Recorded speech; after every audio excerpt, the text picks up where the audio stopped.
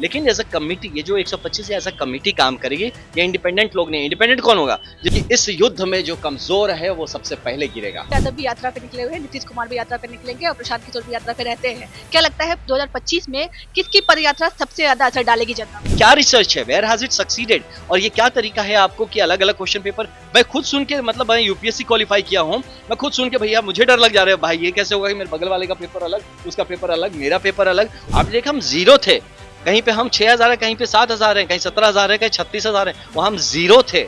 जो बाकी पार्टियों की ऐसी लिस्ट है उनसे जरा पूछ लीजिए वो किस डर से लगाए हुए हैं। सबको डरा के रखा गया था, कोई सामने खुल के नहीं आ रहा, सब करे भैया पीछे से हैं पीछे। जन स्वराज की तरफ से जो है 125 लोगों की कोर कमेटी की जो लिस्ट जारी की गई है और हमारे साथ आनंद जी, उनसे पूछेंगे क्या चुनाव के डर से, उपचुनाव में जो हार हुई है उसके डर से आनंद फानंद में लिस्ट जारी की गई? जो बाकी पार्टियों की ऐसी लिस्ट है उनसे जरा पूछ लीजिए वो किस डर से लगाए हुए हैं। ये एक संगठनिक तरीका है। एक संगठन में भाई हम नहीं, पहले भी जारी हो सकती है। नहीं, हम पार्टी कितने पुराने हैं ये बताइए ना आप, कितने दिन हुए हमारे हैं? तो 2 अक्टूबर को बना है, आज 2 महीने हुए हैं हमारे। तो 2 महीने के बीच में हम लिस्ट जारी कर रही है, तो आपको हमें धन्यवाद और साधुवाद देना चाहिए। करे वाह, आपने 2 महीने हमें धन्यवाद। और क्या कि यार इतनी जल्दी आप लोगों ने 125 लोगों का संगठन आपने खड़ा कर लिया, कोर कमेटी चुनाव कर लिया और अब आगे की तैयारी। आपका नाम जगह क्या कार्य करेगी? नहीं, देखिए मैं 125 मैं भी हूं, उसमें मेरा नाम भी है और ये एक संगठन है, इसमें इंडिविजुअल इंडिपेंडेंट काम नहीं। क्या कहा गया इसको? Core committee. Committee means group of people. तो ये जो काम करेंगे वो ग्रुप साथ मिलके करेंगे, इंडिपेंडेंट काम करने का नहीं है। तो जो मुद्दे होंगे वो सब इकट्ठे डिसाइड किए जाएंगे, जो इकट्ठे उस पर डिलिब्रेशंस होंगे, डिस्कशंस होंगे और फिर उस पर काम हो सकता है, उसमें काम बटे। लेकिन एज अ कमिटी ये जो 125 एज अ कमिटी काम करेगी, ये इंडिपेंडेंट लोग नहीं। इंडिपेंडेंट कौन होगा? जिसको मान लीजिए अध्यक्ष बनाया गया किसी जिले का, किसी को महासचिव बनाया गया, वो इंडिपेंडेंट पोर्टफोलियोज होता है। Committee is a group, it's a core organization. 4 सीटों पे उपचुनाव आप लोग चुनाव लड़ते हैं, चारों पे हार मिलती है। इमामगंज में सबसे ज्यादा वोट मिलते हैं आपको। राजद वालों ने कहा कि वो जो है प्रत्याशी के नाम पे मिले, ना कि जन स्वराज पार्टी के नाम। देखिए, तो अब ये तो फिर आप सारे दलों के बारे में ऐसे ही बात करते रहिए।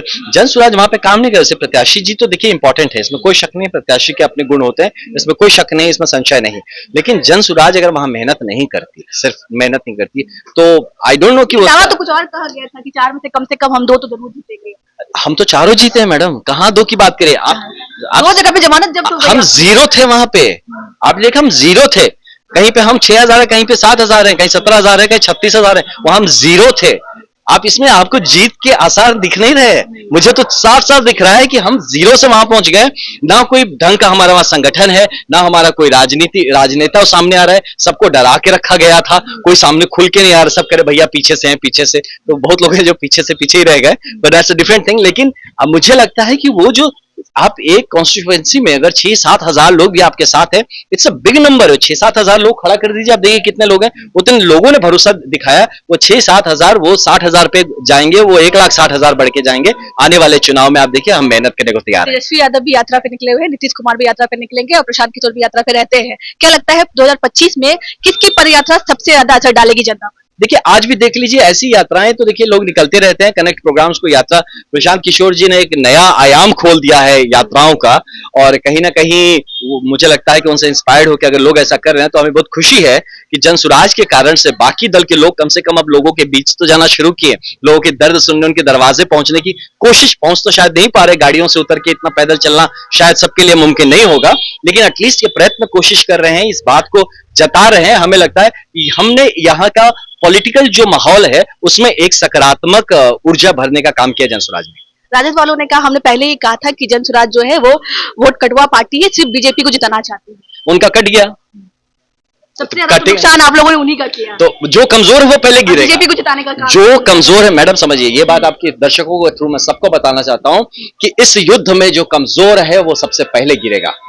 तो राजद और कमजोर मानते हैं सबसे ज्यादा? बिल्कुल कमजोर है वो। कब तक ऐसे मतलब तान तोड़ के राजनीति जो चला रहे थे यहाँ पे, तो साफ साफ आप समझ में आ जा रहा है कि जो कमजोर है सबसे पहले गिरेगा। जो मजबूत है, टिका हुआ है, और डायरेक्ट हमारी लड़ाई जो मजबूत टिका रहेगा उसके साथ होगी। जितने कमजोर है उनको गिर जाने दीजिए। 25 पे भरोसा करेगी जनता, आपको लगता है? जनता हम पे भरोसा कर रही है मैडम।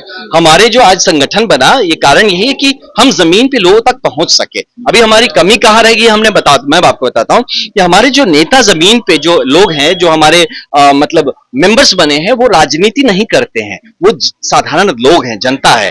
अब वहां पे हमें नेताओं की जरूरत थी और है। अब वो तैयार हो रहे हैं, जब वो तैयार हो जाएंगे, जमीन पे लोगों को अपना जन स्वराज का नेता दिखेगा, तो फिर उस पे वो जो ना वोट डालने में उसको सहूलियत महसूस होता है। वो अब हम तैयार कर रहे हैं, बहुत जल्दी 2025 में इसका आप प्रभाव आपको बहुत ही बड़े स्वरूप में दिखाई देगा। अंतिम सवाल सर, हमेशा प्रशांत किशोर जो है छात्रों की बात करते रहते हैं। अभी हाल में ही बीपीएससी अभ्यर्थियों पे लाठीचार्ज हुआ, तो क्यों नहीं सपोर्ट करने के लिए आप लोग गए? छात्र तो बोलेंगे आप। नहीं देखिए, हम सपोर्ट करने के लिए तैयार है। रास्तों पे हम जाएंगे ना, हम जैसे बात मैं ही चला जाऊं, बड़ा सा भाषण दूं, बच्चे उसमें और जोश में आ जाएंगे और चिल्लाएंगे और ये लोग आकर और लाठी मारेंगे, तो मैं क्या मरवाने जाऊं, उनको पिटवाने जाऊं? अगर मुझे उनका मुद्दा उठाना है तो सही तरीके से, सही फोरम से, मेरी कभी मुलाकात शिक्षा मंत्रालय में किसी से हो, मैं उससे बात करूंगा, मैं उसको डिस्कशन, बिल्कुल हम लोग अपने लेवल पे कोशिश करते रहते हैं, है ना। बट हर चीज को पब्लिकली बच्चों को लेके पॉलिटिक्स नहीं होना चाहिए। मैं नहीं मानता इस बात को कि बच्चों को आगे करके उस पर हम पॉलिटिक्स कर ले, अपना नाम चमका ले। इससे ज्यादा घटिया और गिरा हुआ राजनीति दूसरा नहीं हो सकता। बच्चों के इश्यूज है।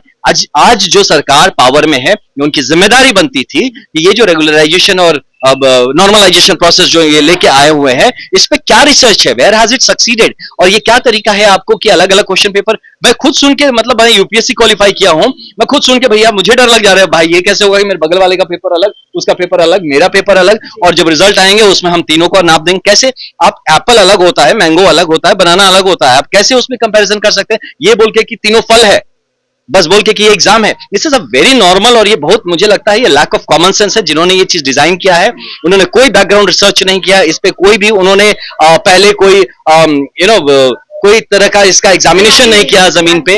और जब ऐसा गलती हो गया तो आपको उस चीज को चुपचाप विड्रॉ कर देना चाहिए, स्टॉप कर देना चाहिए। बच्चे रास्ते पे आते हैं तो उनको हैंडल करना जानना चाहिए। आपको संवेदनशील पुलिस बनाइए, अपना संवेदनशील आप अपना एडमिनिस्ट्रेशन जो है उसको संवेदनशीलता थोड़ी सी ले आइए। ऐसे नहीं होता कि आप अपने बच्चों को रास्तों पे पीटे और इसको आप डिसिप्लिन का नाम कहें, डिसिप्लिन का नाम कह के, और आप अननेसेसरी इस तरह के बच्चों को अपने मेन मुद्दे से हट के प्रदर्शनकारी बना दें। और फिर उसमें से यही होता है, बिहार का यह दुर्भाग्य है कि बच्चे कहते नहीं, आगे बच्चे सारे नेता बनते हैं। नेता क्यों ना बने, आप उनको धकेल देते अपनी छोटी छोटी बातों के लिए, उनको आप रास्ते पे आने को मजबूर करते रहे। जहां की दूसरे राज्य, दूसरे देश क्या करें, अपने बच्चों को सहेज के रख रहे हैं, अपनी संवेदनशीलता से उनको बढ़ने के लिए सकारात्मक काम में डाल रहे हैं। आप उनको रास्तों पे घसीट के लेके आ रहे हैं कि आओ और तुम प्रदर्शन करो अपनी छोटी छोटी बातों के लिए, फिर हम तुम्हें पिटाई करें और ये करके इसको, इस पे कुछ लोग पहुंच जाओ, राजनीति करे। अब this is utter nonsense happening in Bihar, और इसी चीज को बदलने के लिए मुझ जैसों को नौकरी छोड़ के आना पड़ा है और जन स्वराज जैसे पार्टी को खड़ा होना पड़ा है। धन्यवाद।